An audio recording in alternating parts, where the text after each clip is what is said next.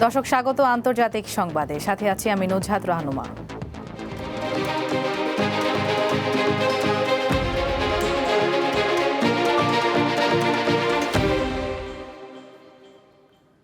মধ্যপ্রাচ্যে সামরিক উপস্থিতি বাড়ানোর পর এবার ইরানের সময় ফুরিয়ে আসছে বলে হুঁশিয়ারি দিয়েছেন যুক্তরাষ্ট্রের president Donald Trump. Destroyer USS Delbert D black নামের আরও একটি মার্কিন যুদ্ধজাহাজ বৃহস্পতিবার পারস্য উপসাগরে প্রবেশের পর এই হুঁশিয়ারি দেন তিনি। এ নিয়ে মধ্যপ্রাচ্যে যুক্তরাষ্ট্রের যুদ্ধজাহাজের সংখ্যা দাঁড়ালো 6টিতে। এর আগে ইরানের বিরুদ্ধে ট্রাম্পের যে কোনো সিদ্ধান্ত বাস্তবায়নে যুক্তরাষ্ট্রের সামরিক বাহিনী সম্পূর্ণ প্রস্তুত বলে জানান পেন্টাগন প্রধান পিট হেগসেথ। ইরান বলছে, যুক্তরাষ্ট্রের যে কোনো হামলার জবাব দিতে তারা প্রস্তুত। দেশটির পররাষ্ট্রমন্ত্রী আব্বাস আরাকচি বলেন, যুক্তরাষ্ট্রকে জোরালো প্রতিক্রিয়া জানাতে ইরানের বাহিনীর আঙুল ট্রিগারে রাখা আছে।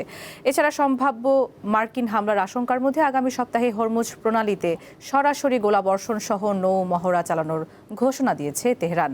পাশাপাশি দেশটির সেনাবাহিনীতে যুক্ত করা হয়েছে 1000 অত্যাধুনিক ড্রোন। ইরানের সরকার বিরোধী বিক্ষোভ দমনের পর এবার দেশটিতে গণগ্রেপ্তার শুরু হয়েছে। মানবাধিকার কর্মীরা জানান, আটককৃতদের রাখা হচ্ছে গোপন কারাগারে। ইরানের সরকারের বিরুদ্ধে নতুন করে যেন কোনো বিক্ষোভ শুরু হতে না পারে, সেজন্যই এমন পদক্ষেপ নেওয়া হয়েছে বলে জানায় বিভিন্ন আন্তর্জাতিক সংবাদ মাধ্যম। এই অবস্থায় সাধারণ মানুষের মধ্যে চরম আতঙ্ক বিরাজ করছে। রয়টার্স জানিয়েছে, বিক্ষোভ থামার পর এ পর্যন্ত কয়েক হাজার মানুষ গ্রেপ্তার হয়েছে। এদিকে ইরানের সাম্প্রতিক সরকার বিরোধী বিক্ষোভ দমনে কঠোর দমনপীড়নের অভিযোগে দেশটির বিরুদ্ধে নতুন নিষেধাজ্ঞা আরোপ করেছে ইউরোপীয় ইউনিয়ন। একই সঙ্গে ইইউর পররাষ্ট্রমন্ত্রীরা ইরানের ইসলামী বিপ্লবী গার্ড কর্পস IRGC-কে আনুষ্ঠানিকভাবে সন্ত্রাসী সংগঠনের তালিকায় অন্তর্ভুক্ত করার বিষয়ে একমত হন।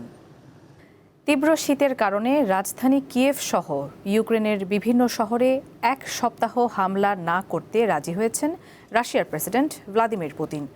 বৃহস্পতিবার যুক্তরাষ্ট্রের প্রেসিডেন্ট ডোনাল্ড ট্রাম্প এমন দাবি করেন। হোয়াইট হাউসের ওভাল অফিসে সাংবাদিকদের ট্রাম্প জানান, এই বিষয়ে প্রেসিডেন্ট পুতিনকে অনুরোধ করার পর তিনি সম্মতি দেন। এ সময় পুতিনের প্রতি কৃতজ্ঞতা প্রকাশ করেন মার্কিন প্রেসিডেন্ট। এই উদ্যোগের জন্য যুক্তরাষ্ট্রকে ধন্যবাদ জানিয়েছেন ইউক্রেনের প্রেসিডেন্ট ভলোদিমির জেলেনস্কি। এই সমঝোতা বাস্তবায়নের আহ্বান জানান তিনি। এই ধরনের পদক্ষেপ যুদ্ধ অবসানের পথে অগ্রগতি আনতে পারে বলেও মন্তব্য করেন জেলেনস্কি। চীনের সঙ্গে চুক্তি যুক্তরাজ্যের জন্য খুবই বিপজ্জনক হবে বলে মন্তব্য করেছেন যুক্তরাষ্ট্রের প্রেসিডেন্ট ডোনাল্ড ট্রাম্প। বেজিংয়ে সফরে গিয়ে ব্রিটিশ প্রধানমন্ত্রী কিয়ার স্টারমার চীনের সাথে একাধিক চুক্তির ঘোষণা দেওয়ার পর এই সতর্কবার্তা দিলেন মার্কিন প্রেসিডেন্ট। বুধবার 4 দিনের চীন সফরে যান স্টারমার। সেখানে চীনের প্রেসিডেন্ট শি জিনপিংয়ের সাথে বৈঠকের পাশাপাশি দুই দেশের সম্পর্ক পুনর্গঠনের লক্ষ্যে বাণিজ্য ও বিনিয়োগ বাড়ানোর একাধিক চুক্তি করেন ব্রিটিশ প্রধানমন্ত্রী, যেখানে রয়েছে ব্রিটিশদের জন্য চীনে ভিসামুক্ত ভ্রমণ, হুইস্কির শুল্ক কমানো ও চীনে ওষুধ নির্মাতা প্রতিষ্ঠান অ্যাস্ট্রাজেনেকার কারখানা নির্মাণে 1090 কোটি পাউন্ড বিনিয়োগ।